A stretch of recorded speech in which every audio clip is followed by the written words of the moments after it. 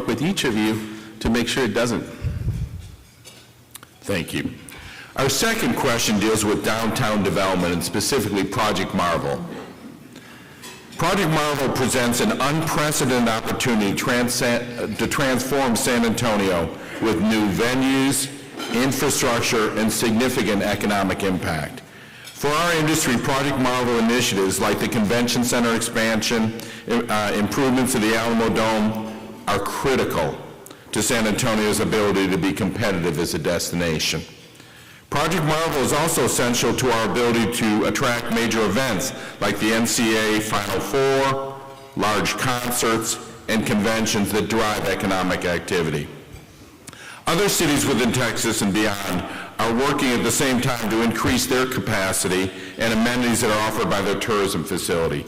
And if we don't expand and increase the asset amenities for our key tourism features, we risk losing our stature to cities like Austin, Houston, Fort Worth, and Dallas, and having them surpass us in securing major events.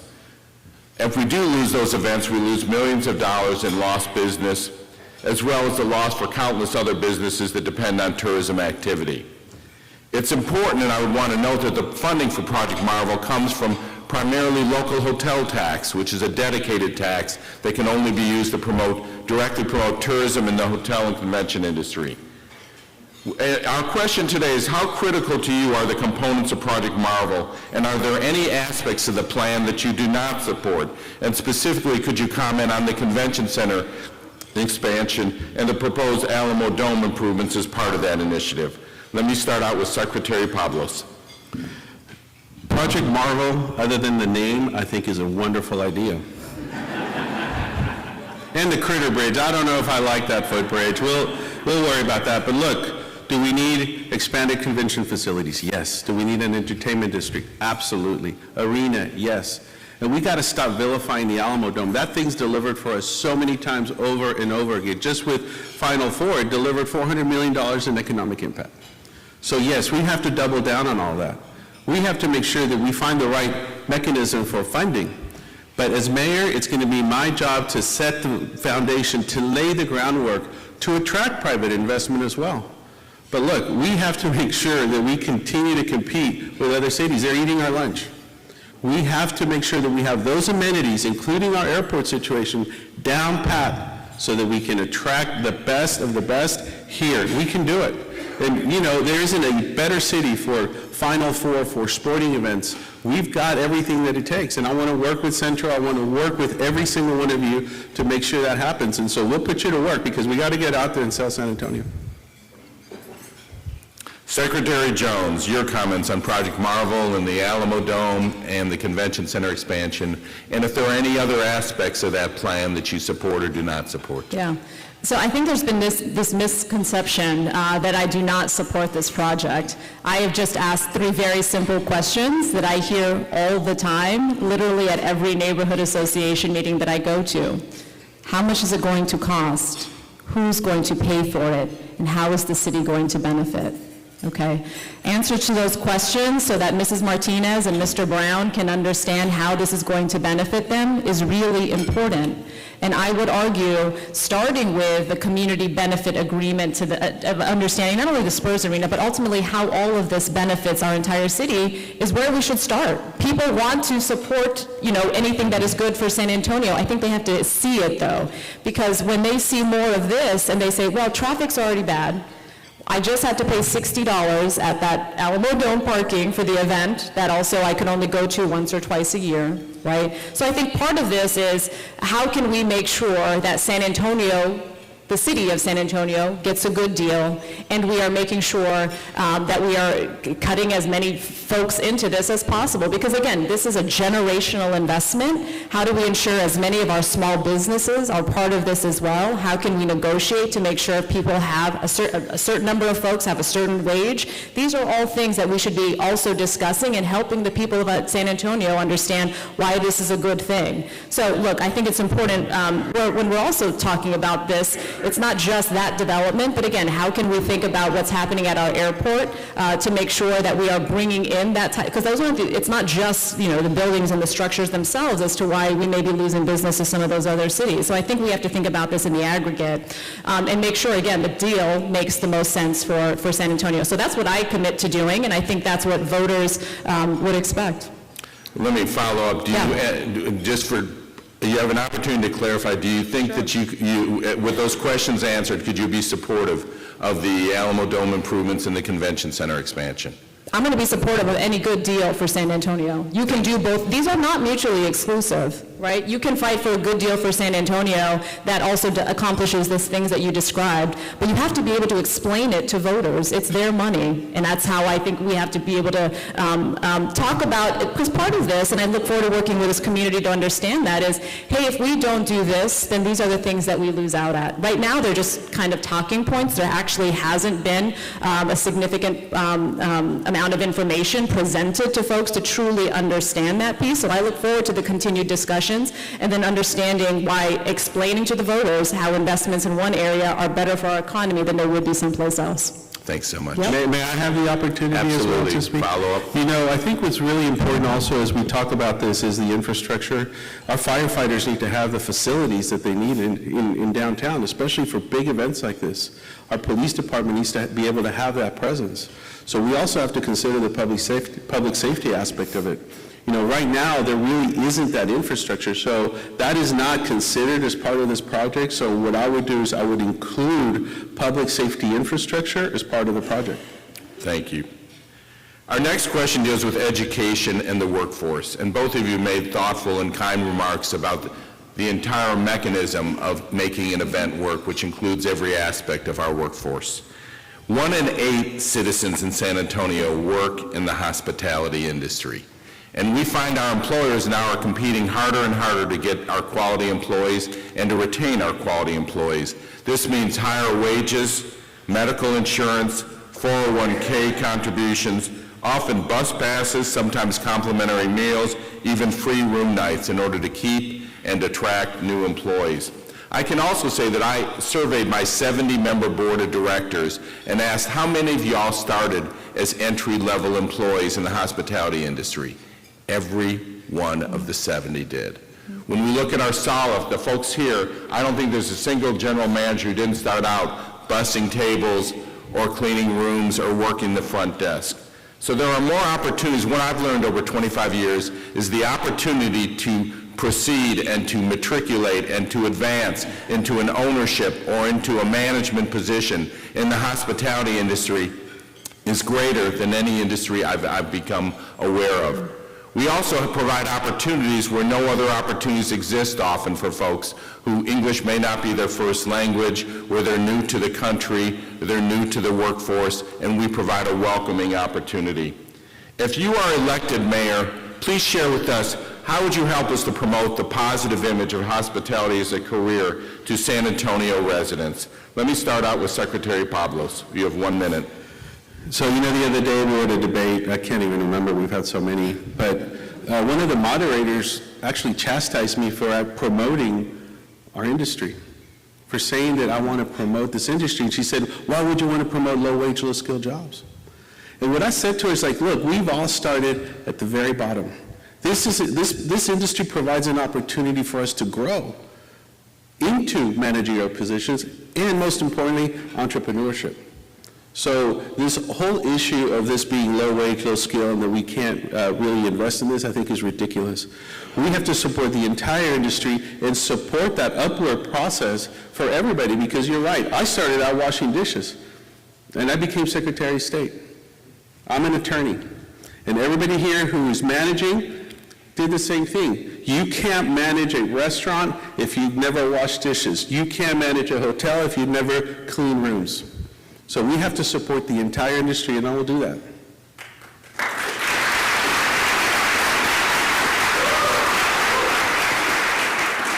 Secretary Jones, help us to share with us how you would promote hospitality as a career. Yeah, one of my, actually one of my first jobs was as a server at Acadiana. I don't know if you all remember Acadiana off 410 in Marbach. Unfortunately, Dave Saylor in that restaurant has closed. But yeah, I learned a lot from that experience. Frankly, every day that I did that motivated me to make sure I completed my degree. You had many folks I was working alongside those tips were how they were getting by, and they were in their mid-60s. So I had to really, again, when we think about, it's not that there is anything wrong with people starting, at the bottom and working their way up. It's when the bottom doesn't allow you to pay your rent. It's when the bottom doesn't allow you to be able to provide for your kids that is the challenge. It was the KSAT debate. So look, I think it's important in this industry that we're also taking care, as mentioned. We had a nice discussion at the hotel the other day with many of the folks in this industry. Yes, also rightly concerned with, unfortunately, some of how the workers are impacted by some of the immigration-related activities that are also, I think, a mayor's role is important to speak up at how this is impacting our industry. This is a great field, and I think we want to make sure people can pursue, a trajectory of understanding that the vast majority of folks, though, are not going to be the general manager, right? So we've got to make sure people have a path, and throughout that are able to sustain themselves and their families. Thank you very much. Our next, and I would note for the record, I started as a dishwasher, and the head chef told me if I didn't learn to wash dishes better, I would not be invited to dinner. All right, question number 4 deals with safety and security. Safety and security within our city is regularly cited as a top issue for both visitors and residents. Car break-ins, aggressive panhandling, and a series of shootings have led to increased levels of concern for our guests, for our downtown employees, and for our area residents. What initiatives would you advocate to effectively address criminal activity in the downtown and other quadrants of our city, as well as the issue of homelessness? And I want to specifically point out that we do not believe that homelessness is synonymous with criminal activity. They're two separate issues that face our communities. We would like to offer 2 minutes to answer. Ms. Secretary Jones. Yeah. I appreciated actually the conversation I had with Trish DeBerry to understand, how Centro accomplishes what they do, and to understand that 2/3 of their budget, just like the general fund, 2/3 of their budget goes toward public safety. I appreciate the ways in which that program brings in folks that, frankly, have traditionally maybe had a little bit of a tougher plight in life and are now being helpful to make sure that our city is safe and is welcoming. I think the unhoused challenge is not only a challenge for our tourists feeling unsafe, it's also very challenging for the small businesses that are downtown that unfortunately have to, deal with cleaning bodily fluids each morning, as I have heard, unfortunately, from a number of folks. So each of these things we have to understand, not only is it a function of those that are unhoused, which is why we have to invest in other things, right? We have to invest in prevention and invest in the solutions to allow those folks a path to become housed.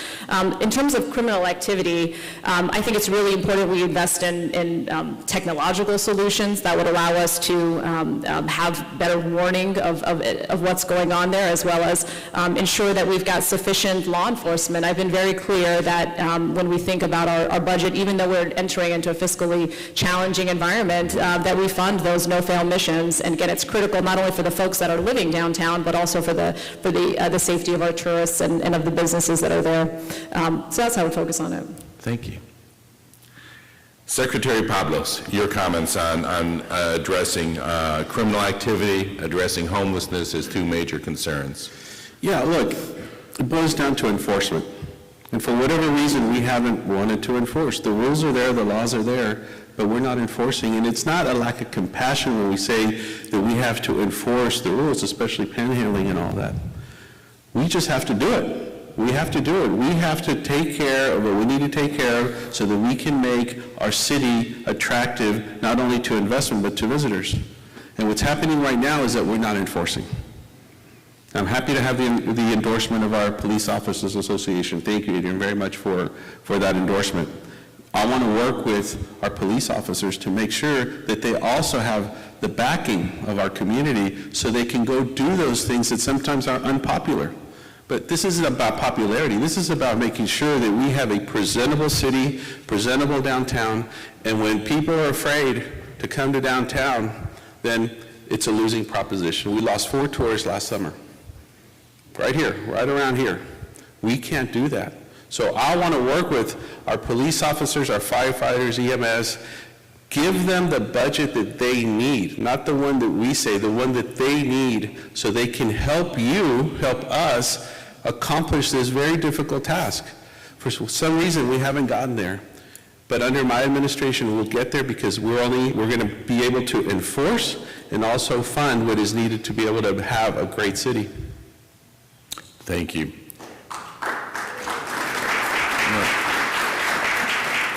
As a result of limited city resources, Centro San Antonio has had to take on a larger role. They've funded off-duty police. They cover the gaps between police shifts. They've funded cameras in the downtown area.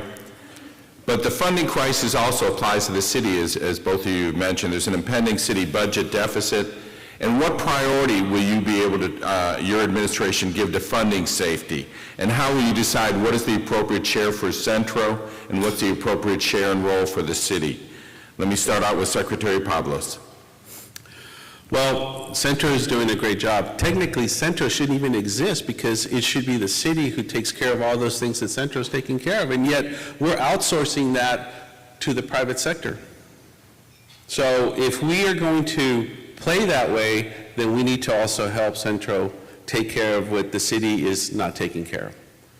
And I'm all in. I said it before. We're not going to defund the police or fire. And by the way, there are different ways of defunding police. It's not just with money.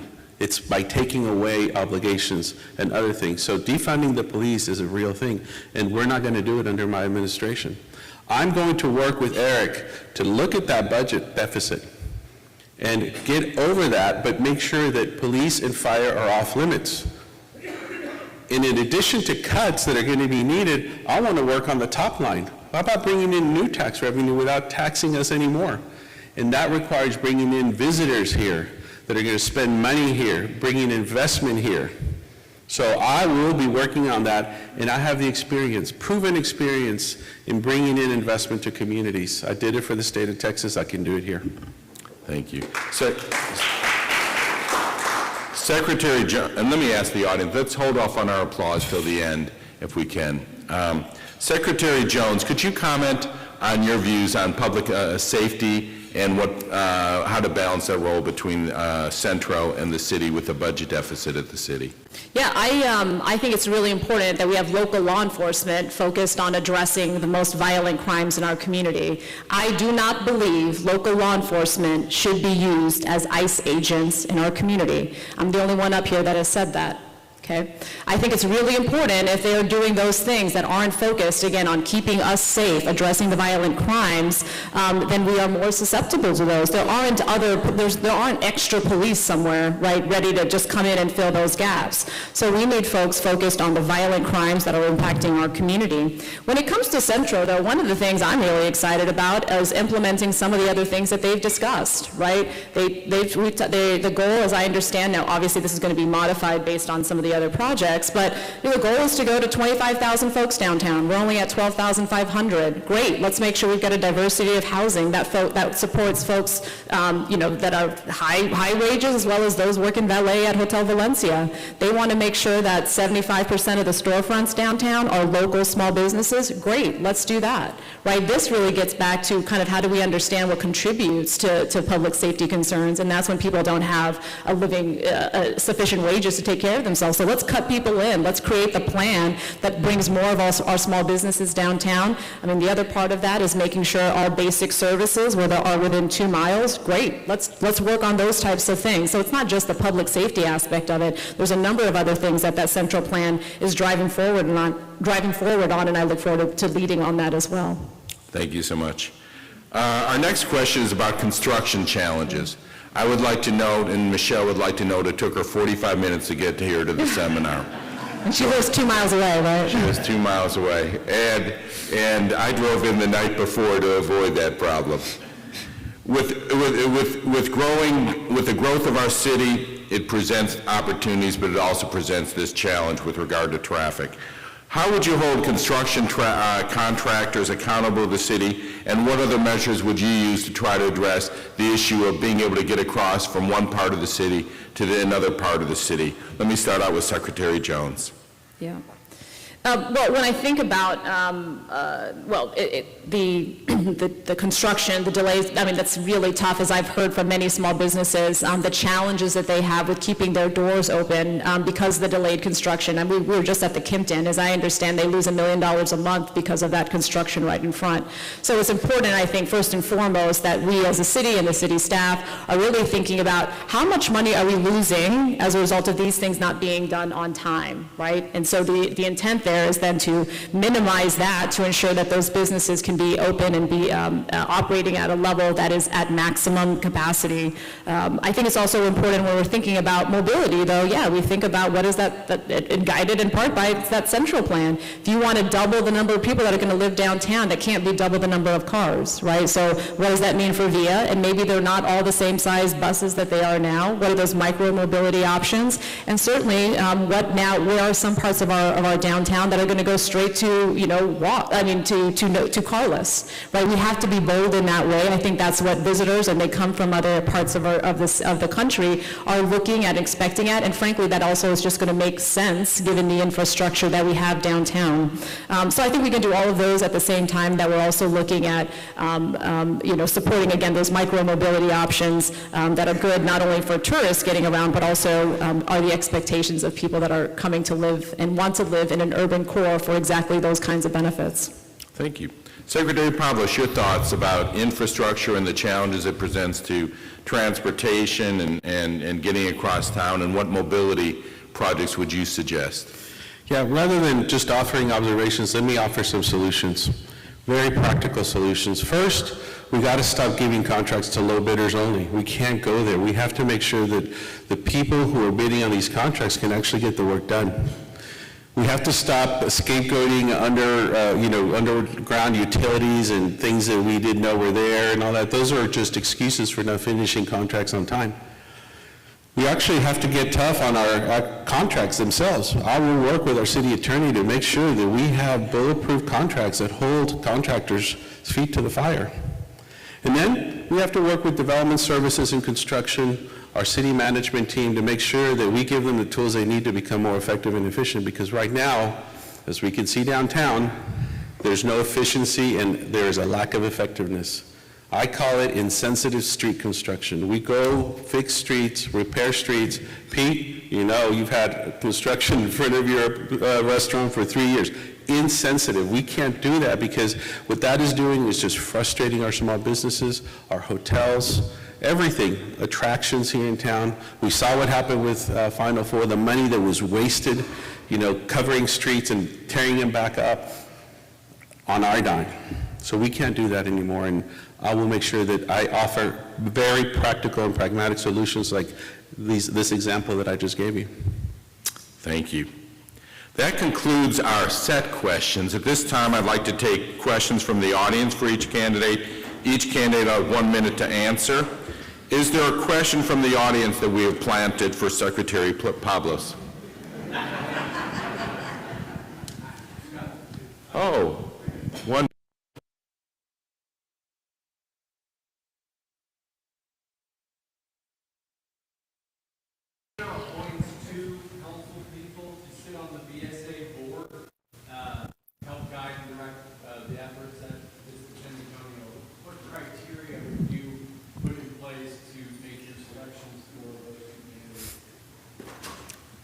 Is that for me? Yes. Well, the first criteria I would do is actually establish criteria for qualifications.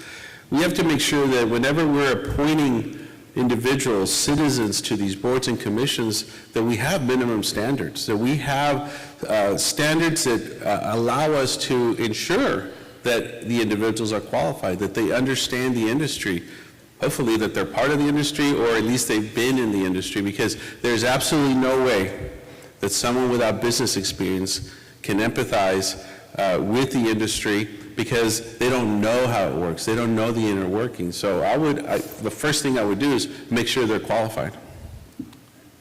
Secretary Jones, would you like to respond to that question as well? I would focus on those folks that can help us bring in more of that high-end business diversity, as I think we talked about at the breakfast that we had. I'd also want to make sure that we are bringing in those folks that in particular can help us really lean into the arts and our gastronomy here in the community. I was just at the 43rd Conjunto Festival at Rosedale. That was amazing, and a real treasure in our community. Over half the folks there are not from San Antonio. They're from all over.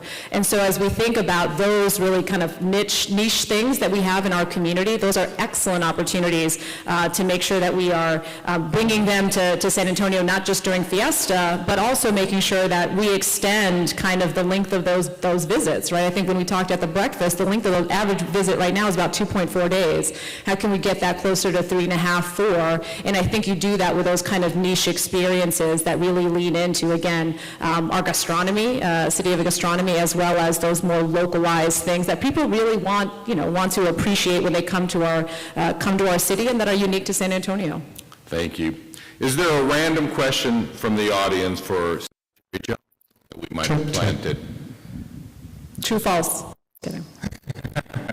Good morning, and thank you all for being here. I work in the energy industry. San Antonio was brought up here for energy. So can you talk a little bit about how you would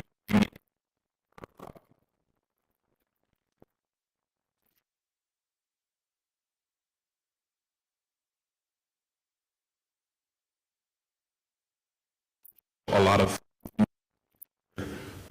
and we came in to work here and ended up living here.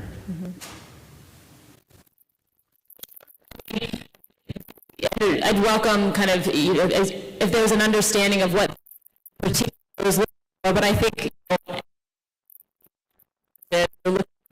things, which how can folks appreciate the local experience, what's a nice vacation stay, et cetera. I don't know if it's necessarily specific to a sector. What I think is important, though, is the point that you just made, which is I came here, I saw it, and I stayed. When I had my conversation with the Greater SATX folks, and they showed me their little circle, their phases, right, of businesses here, really it's when people get here.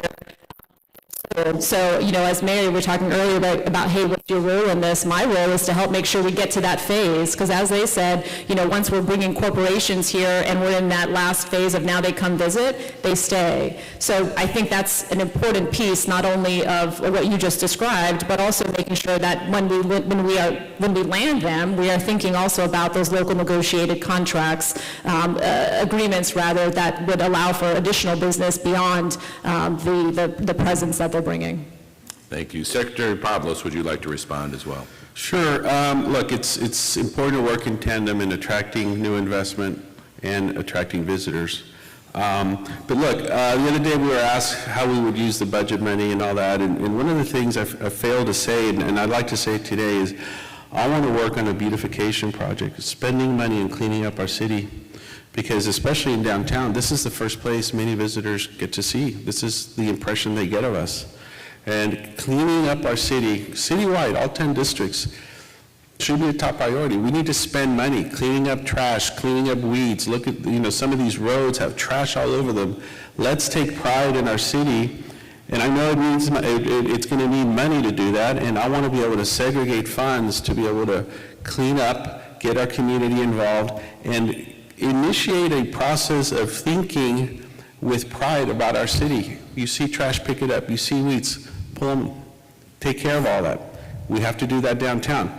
Our Riverwalk needs repairs. That is one of our crown jewels. We need to spend money in making sure that the Riverwalk is top notch. So beautification is going to be part of that. Thank you. Thank you. This is our time that you've all been looking forward to, the concluding remarks. I'll make mine first, and then we'll be coming to each of you. First of all, I want to express my personal and on behalf of Saul and all the other program partners, thank you for being here. I can't tell you how important the mayoral role is to tourism and promoting San Antonio. It truly is the way we welcome and we promote our industry as a premier opportunity. When you support tourism, you're not only supporting hotels and restaurants and all the other aspects of hospitality, but every other business that benefits from that sector. I'd like to thank the wonderful Loris Menfee and the Marriott River Center for hosting this event and for giving me the presidential suite. That's very important to tourism across the state of Texas. Because trust me, I'm not passing that bill if I'm not in the right room. Oh yeah, I'm passing the bill, and I didn't have the presidential suite, and I'm bitter. Let's also have a round of applause for the servers and event staff.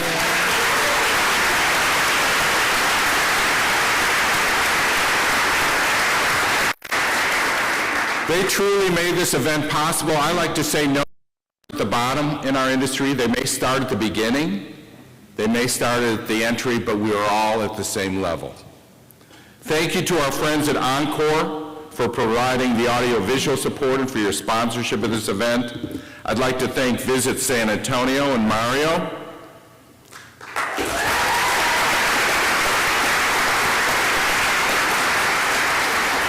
Centro San Antonio.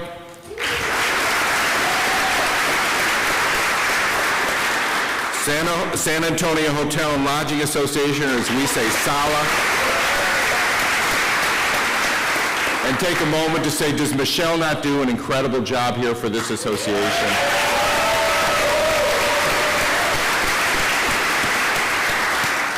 I get to work with a lot of people. Few give me as much joy as working with Michelle. The San Antonio Visitor Alliance. San Antonio chapter of the Texas Restaurant Association. Now, a very, very important reminder is early voting begins Tuesday, May 27th through Tuesday, June 3rd. During this time, you can vote at any polling location. Am I correct? That's right. All right, and the election day is Saturday, June 7th. We're looking forward to seeing you at the poll. At this point, I want to make those reminders before we ask for closing.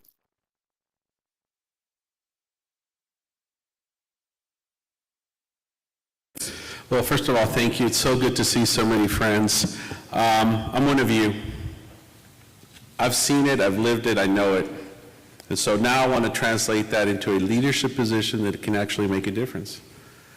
I come in with experience not only in government, but in business, as a small business owner, having worked in hospitality in the corporate arena, and also as an economic developer.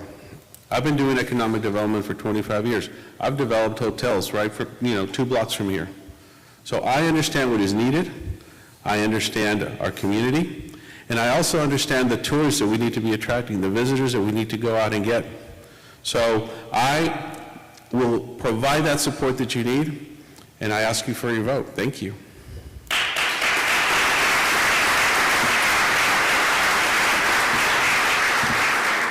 Secretary Jones, your closing statements, please. Well, thank you again for the opportunity to spend some time with you all this morning. Thank you for hosting us, this very important discussion, and truly, thank you for what you do to make sure that this sector is as strong as it can be in our city, and I look forward to being a good partner with you on that, to make sure that we move forward with everybody in mind. It's really important, I think, that we are bringing as much business as we can. I think you heard me here talk not only about what is possible as I see it downtown, but as we're also experiencing so much growth all throughout our city. I mentioned on the south side. I think it's also important, and you'll find in me a partner that makes sure that, hey, when tourism and some aspects of this industry are struggling, for example, I was just talking with some of the folks at the Drury Hotel, and when we think about some of the federal implications of tariffs and other things that are impacting, medical tourism, for example, you would have in me an ally that is going to fight to bring, again, business here, bring conventions here, but also when we need to speak about ways in which either at the federal level or at the state level, those things are actually constraining our tourism industry. So I look forward to being a good partner and working with y'all moving forward. Thank you.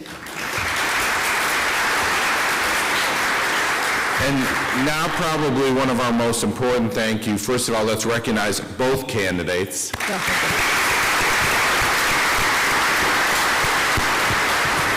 As a moderator, it's truly an honor to have two candidates that are so well-suited and will provide such an embarrassment of leadership for us as an industry. So we thank you and look forward to working with each of you. I will tell you that we also want to thank all of you. This is a sold-out audience. Thank you for showing up and showing people that the hospitality industry delivers.